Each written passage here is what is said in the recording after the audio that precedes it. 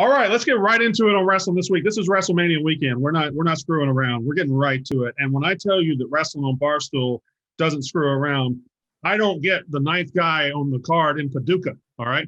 I don't get the guy who's up and coming down there in Sheboygan. I go to the top and I get the hottest professional wrestler in the world today. He is the almighty WWE champion, Bobby Lashley. Hello, sir. What's going on, man? There he is. I'm telling you, man, you are on the hottest streak of your career. And last night, that match with Drew McIntyre, he's also on the hottest streak of his career. I thought it was a fantastic clash of titans. How did it come across to you? It was exactly that. You know what? Coming back with the fans, seeing the fans for the first time. And, first of all, we had an amazing card last night. Right. And if you think about who you want to put as that first match coming out of the bar, it had to be us. WWE Championship, first time with fans in over a year, and they needed something rough. They needed something to show what this business is about. And me and Drew went out there and fought, and that's what they wanted to see. You absolutely did. You absolutely did, and you guys were first. When did you guys find out you were going to be first? Was it yesterday? Was it a couple days ago? I think it was, day before yesterday. So, like the night before, Mania. So you guys are getting there and you've waited 13 months for a crowd and you get all the way up to 8 o'clock and boom, weather. How'd that feel? You know what? I was so in the zone at this time. I'm telling you, I'm a different breed. When I go in there, I was amped up.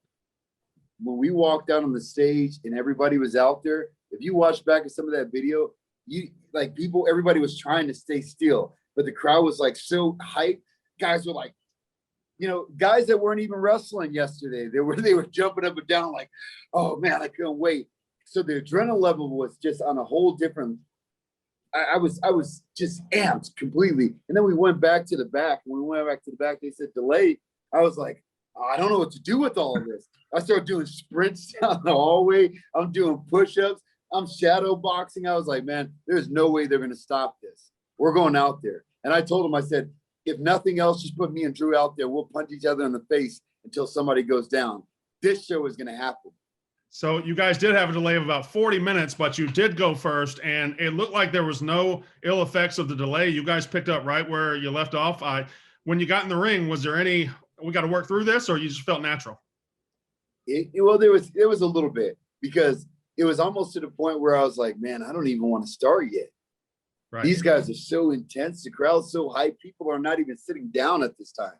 They're just waiting. They're just waiting for action. And me and Drew hadn't got our hands on each other like head to head in a while. So we're just standing there, and that tension was building. The crowd was getting into it. I was like, man, this is it. This is it. So it was like, there was a little bit of nervousness, a little bit of jitters, but that's what we have every match. I don't care if there's nobody in the arena. We were ready to go. I think we've entered an era, thanks to you and Drew McIntyre, of kind of the big hoss fight on top, the just two big studs just going at each other. You've had, for the last 3 months, and Drew, you fought Sheamus, you fought Keith Lee, you fought each other. It's just been back and forth, these big guys just slugging it out. Is that a conscious effort you guys are making to bring this physical style on top? Well, I know when Drew got into when Drew won the title before, and his whole play of moving up to it, he was just trying to say how much he wanted to toughen up the roster. And he kept saying that. He said, I'll be the locker room leader. I'll toughen up the locker room. And that's what it's kind of happened. It seemed like the tougher guys kind of rose up a little bit toward the top of Raw, especially. And it just got really physical, because like the match that I had with Sheamus a few weeks back, man, we beat each other. We beat each other up like crazy. And I take nothing away from him. I think he's a great champion. I think he was a great champion. And that just shows the level. Keith Lee also. Look at Keith Lee. He's a hoss. He can go. He can fight. But everybody else is like that. But, I mean, when Drew wanted the toughest guys on the roster to move themselves up, you had to put the toughest guy on top. And that's – now we have him. Yeah, that's exactly what we have here. So you've had this long journey just like Drew has. And you started off at the top, 15 years ago.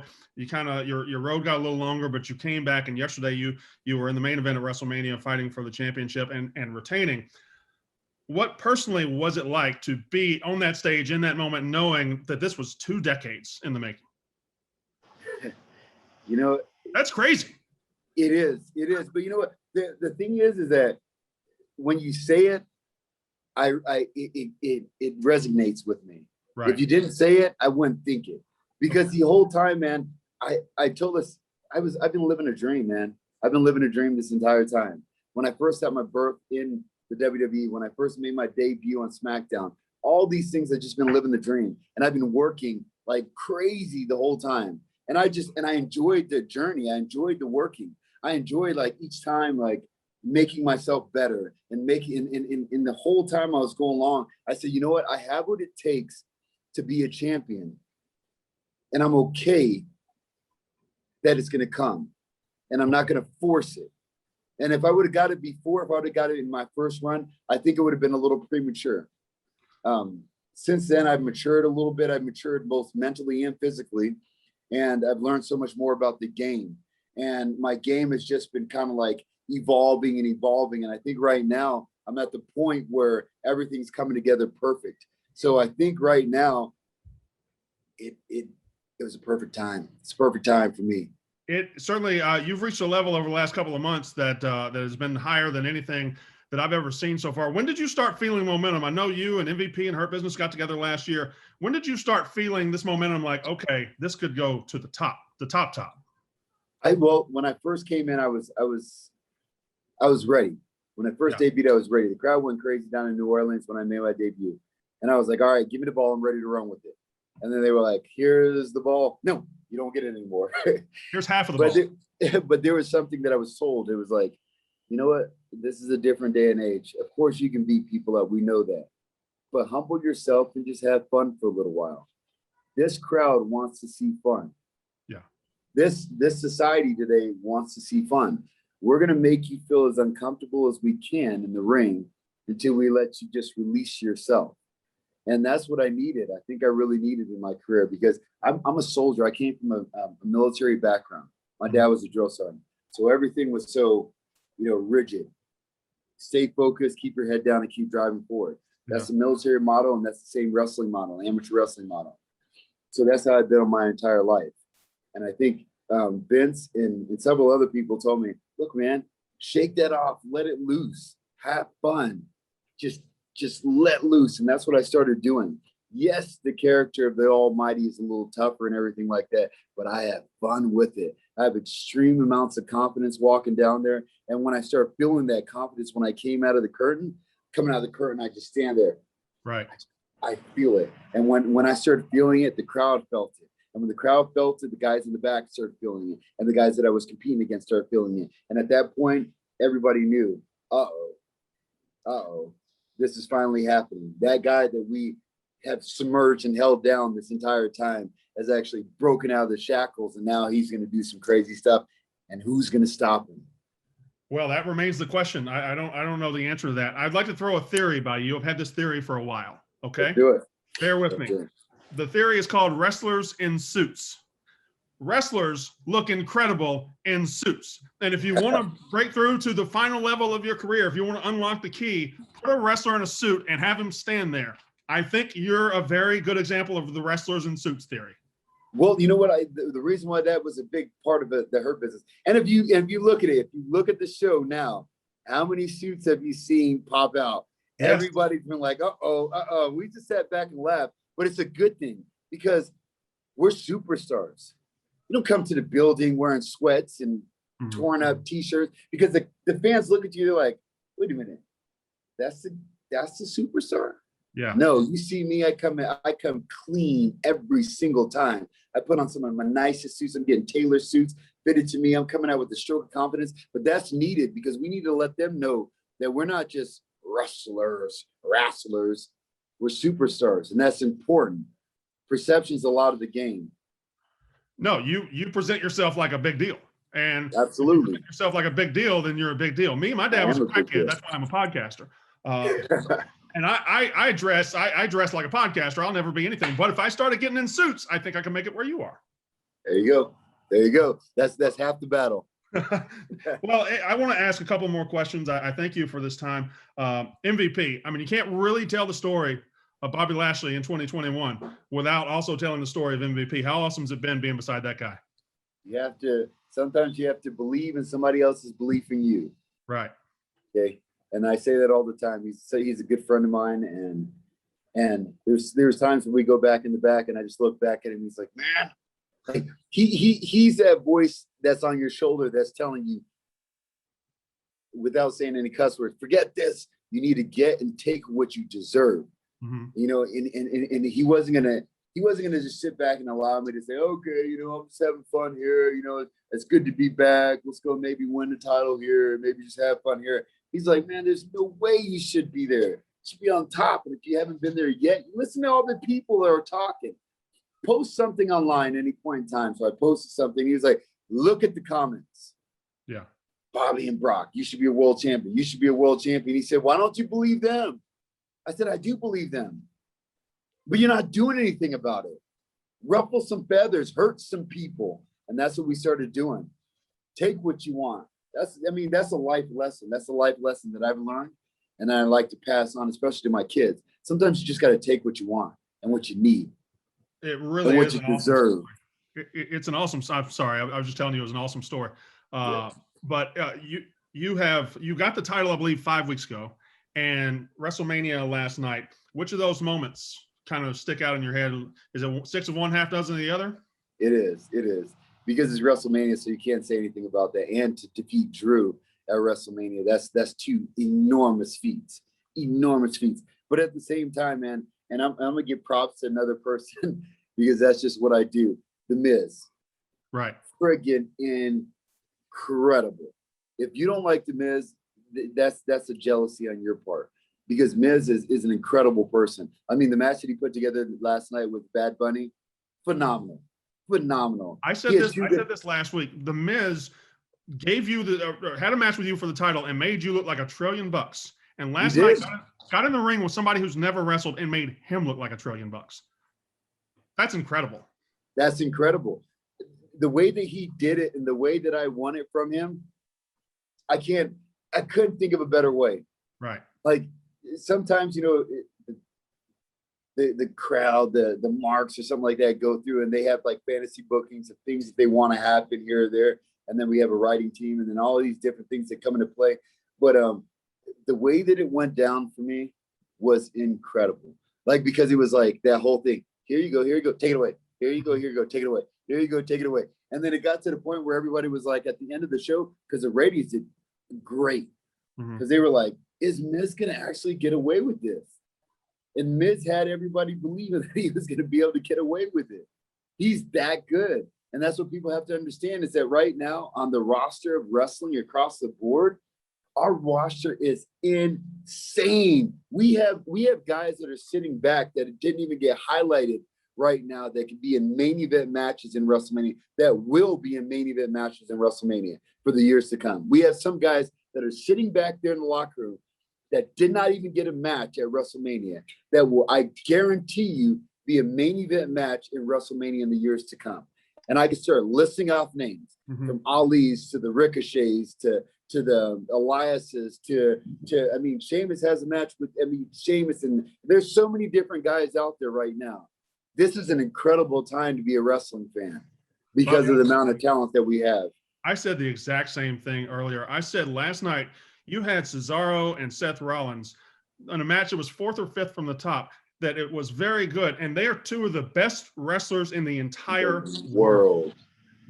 Those are two guys that can main event anywhere. They can go to Tokyo tonight and main event. And anywhere. They were in the 4th match at WrestleMania. That's how deep the roster is. And I think we're on the cusp of another boom in wrestling, like a big boom. And I think you guys, this roster is going to be a big part of it. Absolutely. When you say that about those guys, I believe every wrestling school needs to have a tape of that match so they can just put on their school and just run that over and over again and say, you want to see what greatness is? That's greatness. So here's my question for you. 16-year journey. You're a night removed from winning retaining the title. Do you feel like you've arrived where you're going to get to, or is there still a little bit more on the bone here? A lot more to go. Okay. A lot more to go.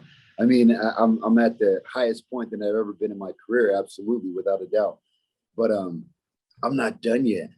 Like right now, I'm heading out to the gym.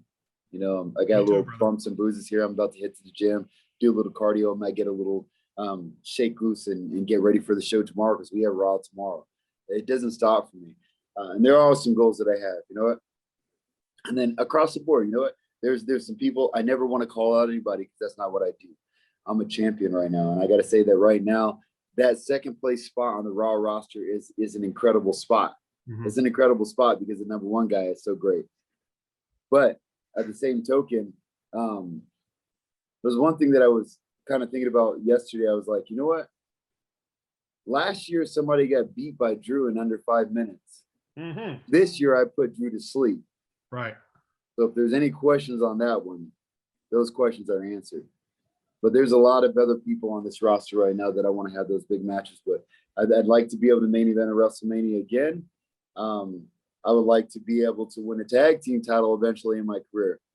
Maybe not now, maybe down in the future, because that's some of the things that I haven't gotten up to this point. There was a picture that was sent to me with all the belts and all the titles that I've won in my career, and I was like, wow, there's a lot there. But then at the same token, there was a lot that weren't there. I got to ask you about one more match before I let you go. A couple more questions. I appreciate your time. I know you guys are busy as hell down there, but I have to know what it was like backstage for that main event last night. It was Sasha Banks. It was Bianca Belair. I personally have said it before. I think Sasha Banks might be the very best wrestler in the entire world. That's how good I think she is. And I thought that match was as good as I've ever seen. And they went off in a spot the pressure was so great and they delivered. What was the mood backstage for that? Everybody was standing watching the TV. Everybody. And it was so cool because it was a huge level of appreciation and respect. And that's what's so cool about this roster. Is like, of course, everybody was jockeying, everybody was fighting for that number one spot. But when they got it, everybody said, okay, let me steal the show at the spot that I'm in. Right. And let me give respect to those girls because they put the work in to get to where they are. And when they went out there, they proved it. They showed it. Bianca, man, she is incredible. She is incredible. But when you're in the ring with somebody like a Sasha Banks, yeah, it's what she needed. There couldn't have been a better person. I mean, and I don't want to say it couldn't have been a better person because I personally think Bayley is on a whole nother level also. Sure. But that's the cool thing about it, man. There's, like I said, our roster right now across the board, it's just insane. You go all the way down the road. You go to Dana Brooks. She's been doing some great stuff. Mandy, she's been doing some great stuff. Bailey's been doing some great stuff. Natalia's always up there. Natty's always up there. Asuka's there. Rhea Ripley's stepping up. That's all right. There's just so many people on the roster across the board. It is a great time to be a wrestling fan. And it is a horrible time to be a wrestling writer because it's like, how do you put all these people on this card that deserve the spotlight? How do you do it? It's impossible. How do you do it? That spot last night where Bianca dove onto Sasha. I'm sorry, Sasha dove onto Bianca. Bianca rolled through with her, picked her up to the shoulders and pressed her and walked her back in the ring. Get out of town. I'm not trying to tell you to steal anything, but I'm just saying you could probably pull that off too. Listen, I'm not going to try unless I'm 100% sure that I can do it. And to be honest with you, I'm the almighty, but I am not 100. I couldn't do it with Drew. Right. No, I guess not. Speaking of, I didn't know Drew could do that. He dove over the top rope. He's never done that. He has some tricks in his bag. By the way, did you watch that film back? I watched several pieces of it. Yeah, you should watch the dive back. He had a little incident with the top rope that probably hurt. I heard about that. A little Scottish warrior took a little hit. I was wondering. I heard. All right, last question. You're on top of the world. You're coming to Raw tomorrow night. You're the champ. You just put down your number 2 guy. What's next for Bobby Lashley? I like to prepare. Oh man, I saw a shark.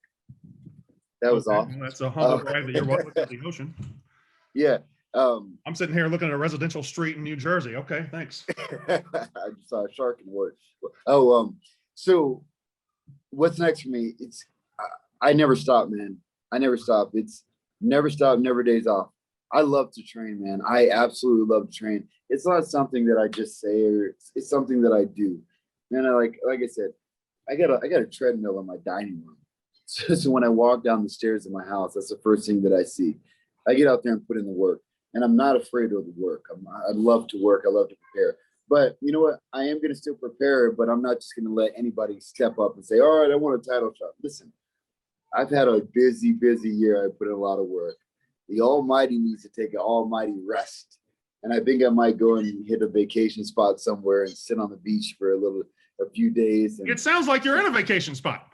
I wish I was, but Tampa, it's raining out here, man. That's right. It's raining.